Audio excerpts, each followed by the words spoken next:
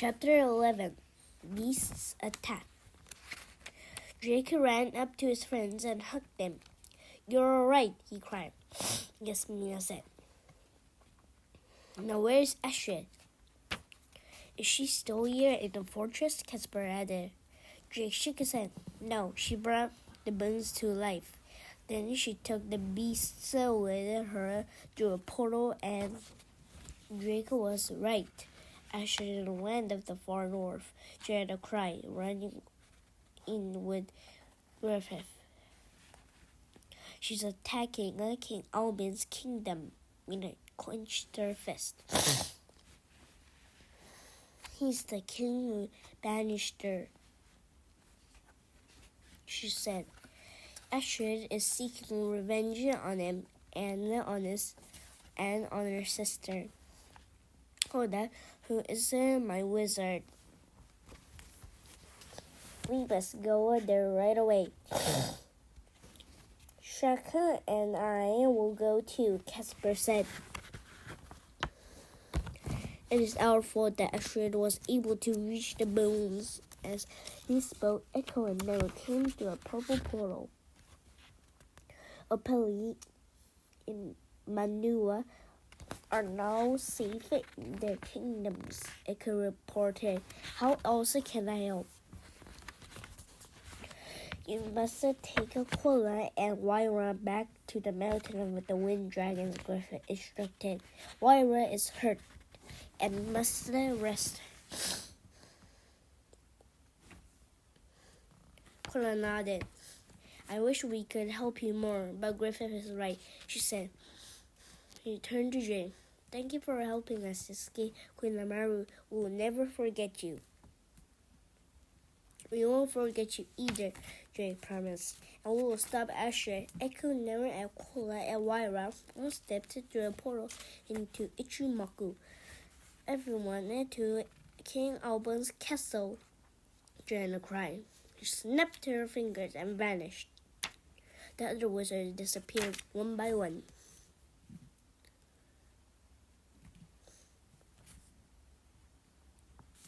"Before we go, we will all need the warmer clothes," Griffith said. He pointed to himself. Poof! Now he was dressed in warm, furry clothes. He did the same for the Dragon Masters. Then Worm transported Drake, Griffith, Mina, Frost, Casper, and Shaka to the land of the far north. They appeared outside the wall protecting King Albin's kingdom. The wizards were there too, and Drake saw the Howl had joined them. A thin layer of snow coated the ground. Astrid stood in front of the massive wooden gate in the wall. Surrounded by the beasts made of bones, the large bird-like creature swooped over, making an eerie wailing sound. Zap, zap, zap. Astrid attacked the wizards with powerful blasts of red magic. Then she saw the dragon masters and the dragons. "Beasts, attack those 3 dragons," she commanded. Chapter 12 Dragons vs. Beasts. The beasts all turned and faced the dragons. One began to glow green. Shaka stomped her massive feet. Frost flapped his wings. "What should we do now?" Drake asked the others. "We must go into battle," Mina yelled. "But if our dragons use their powers," Drake replied, "then Astrid will capture the powers and use them against us. You could be turned to the stone again." "We wizards will keep Astrid busy," Griffith promised. "Drake, you and Worm must get as close as possible to the Timbrix box. Mina, Casper, and you must battle the beasts. They're only alive by magic, and they are just bones. Destroy them if you must." We will do what we have to, Casper cried. Mina turned to Drake. We'll try to force the beasts to group together, she told them. When the time's right, have Worm teleported you into the middle of them. Drake nodded. Got it. Wizards surrounded Ashley, quickly trapping her in a magic bubble. Check a charge, Crisper yelled. The stone dragon charged her towards some of the beasts. Bam! Shaka butted heads with a beast with thick skull. The magical beast let out a strange deep roar. And Frost flew toward a long-necked beast that towered over Frost. Frost ice attack, Mina cried. Frost's body glowed with blue light. He shot icy breath at the giant beasts. Ice froze it. The creature's long naked bones shattered, and the beast crashed to the ground.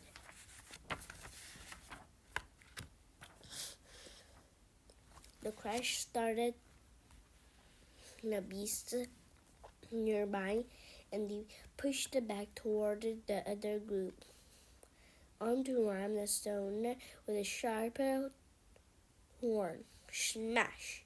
The powerful stone giant stomped the ground, making a shake. The beast fell on its side, and the bones landed in a messy pile.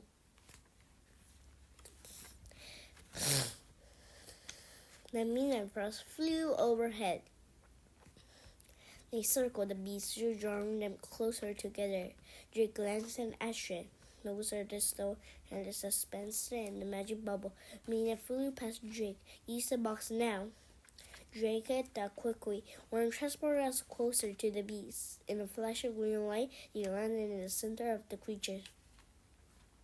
A long, moony tail thrashed at Drake, and he jumped to the side. He heard Roar's voice inside his head. I can freeze once closer to you.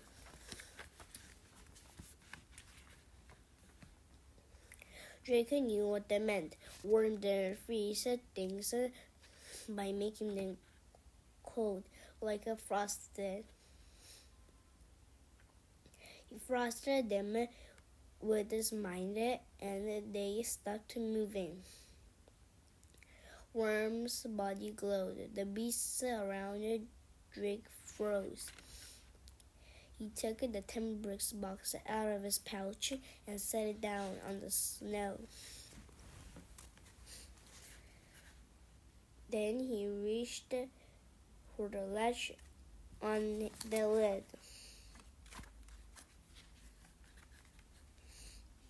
Boom! Before he could open it, a blast of red magic rocked the land far north.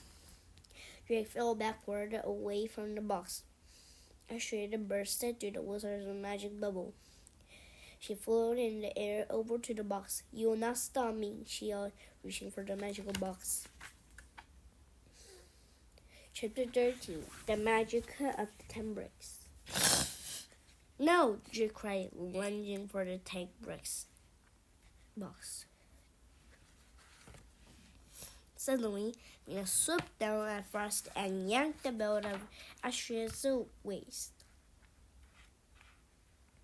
The bottles clanked together. Astrid landed on the ground.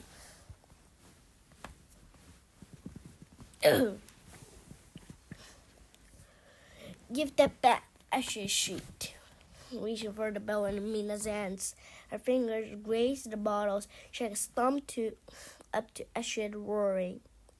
Shaka made a pit, Casper cried. Shaka stomped, and a huge hole opened the frozen ground. You pushed Astrid into it. Frost, ice, Mina yelled as they flew past the pit. The ice dragon breathed. A thick layer of ice covered the pit. Through the ice, Drake could hear the evil wizard muffled, angry screams. This ice will not hold me. Griffith, Jenna, Hoda, and the other wizards quickly surrounded the pit. Now, Drake, Worm told him. Drake opened the lid from the 10 bricks box. Streams of purple, orange, and turquoise magic shot out lightning up the sky. The lights snapped out across the snowy land, wrapping around the beasts. First, the beasts stopped moving. Then the bones clattered to the ground and landed in piles all over the snow. The lights faded, then the box transformed back into an orb-shaped stone. Jake picked it up and put it back into his pouch. Mina and Frosty landed next to Jake. You did it, Mina cried. Drake gazed around at the lifeless bones. Yes, we all did it, he said. The false life spell has been broken, and Ashred is trapped.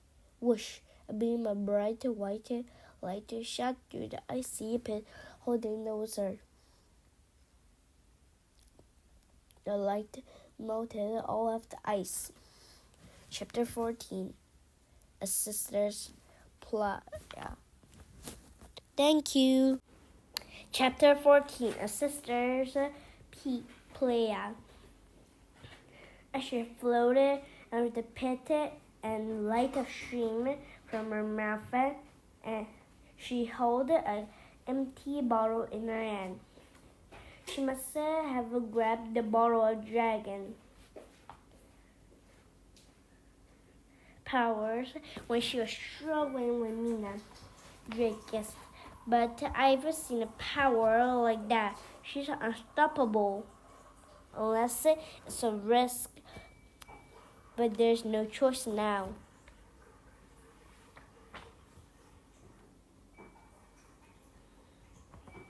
Worm, freeze Ashred, Drake yelled. Worm's body glowed green again, and Ashred stopped moving in midair. Light stopped screaming from her mouth. Her magic is very strong, Worm told Drake. I can't hold for her for long. Worm needs some help, Drake yelled, and all the wizards stepped forward. They pointed at Ashred and surrounded her in another magic bubble. Hoda pleaded with her sister. Ashred, it doesn't have to be this way. I know you're angry, King Oben, but revenge will not solve anything. Surrender to us. End this now. Ashred like frozen in the bubble. But then her eyes glowed red, the color of dark magic. Her mouth began to move.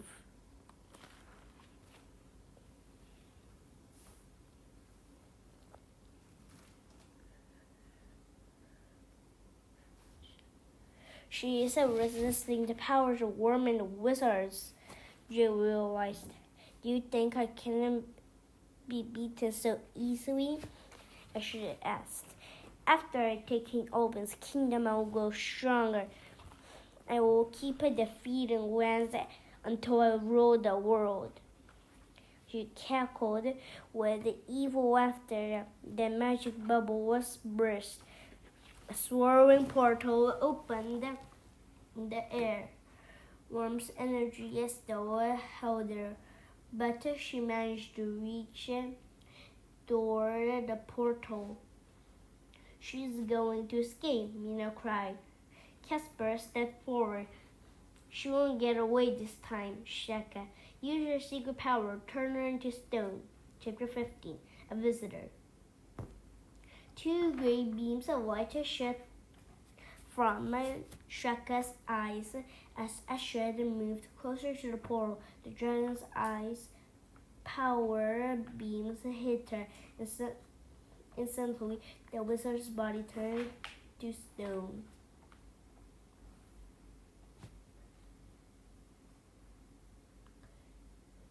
Everyone was silent for a moment. Dragon's body stopped glowing. Worm gently lowered the statue to the ground. Hoda walked up to her sister and touched her face. Astrid is a statue, Hoda said. Mina joined Hoda. I'm sorry that I could not stop her from reaching the beast in the first place. She looked down at the snow.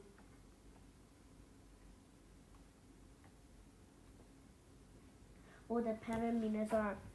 My sister was too powerful for her own good. No one could stop her alone. It took all of us working together to do it. And I know King Oben will realize that Astrid is no longer a threat to him and his people. Can she break through the stone with her magic? Casper wondered. She should not be able to escape, Jan said. But we'll bring her to the Wizards' Council prison to make sure. What happens now? Jake asked, handing a pouch with a timber stone back to Griffith. Now you shall all go home and rest, Griffith said. I could use a warm bath from some onion stew, Jake admired. Griffith turned to Jana. I will help you take Astrid to the prison. Can you, one of your wizards, help get Casper and Shreka back to Nevin? Drake nodded. I'll take care of it. Drake hugged Mina and Casper goodbye. Drake, you will always have a friend in Nave, Casper said. You are more than my friend now, Drake and Mina said. You are my brother, Drake smiled. I always wanted a sister. Griffith magically returned their closer to the way they were before. Poof! Then Drake touched the dragon. Let's go home now. Worm, the dragon masters, transported them back to Bracken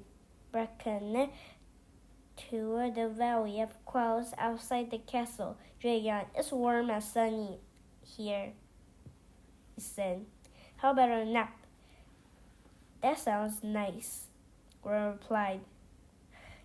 Drake slid down, rested against the worm's back, and closed his eyes. A few minutes later, he felt something on his arms. He looked down, expecting to see a field of snake or maybe a toad. He blinked. A tiny dragon crawled on him. It wasn't much bigger than his foot. Green scales covered the dragon's body, and white flower petals sprouted from the dragon's head. And the dragon's wings looked like flower petals too. Drake sat up. His eyes got wide. Worm, we have a visitor. Thank you for listening. If you enjoyed this video, please subscribe. Thank you.